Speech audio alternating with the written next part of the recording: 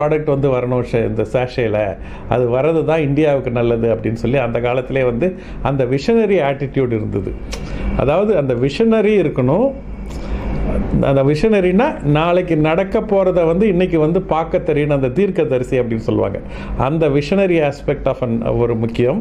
இன்னொன்று வந்து சயின்டிஸ்ட் மாதிரி ப்ரோட்டோடைப் பண்ணணும். அது ரொம்ப ரெண்டாவது. அவரே மிஷின் கண்டுபிடிச்சு அவரே ஷாம்பு போட்டு அவரே பண்ணுறது. மூணாவது வந்து சந்தைப்படுத்தணும். அந்த ஆண்டர்ப்ரனர்ஷிப் ஸ்கில் இருக்கணும். அவர் மார்க்கெட்டுக்கு எடுத்துகிட்டு போகிறார். இந்த 3 நேர்கோட்டில் சந்திக்கும் போது தான் அவர் வந்து இன்னோவேட்டர் அப்படின்ற ஒரு டைட்டிலை பெறுறார். அது ஏதாவது ஒன்று தனித்தனியாக இருந்தால் வெறும் விஷனரியாவோ இல்லை வெறும் சயின்டிஸ்டாவோ வெறும் ஆண்டர்ப்ரனராகவோ இருந்தாங்கன்னா அவங்க இன்னோவேட்டர் ஆக மாட்டாங்க.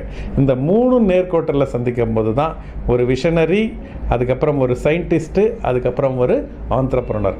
இந்த 3 நேர்கோட்டில் சந்தித்ததுனால தான் அவர் வந்து ஒரு இன்னோவேட்டிவ்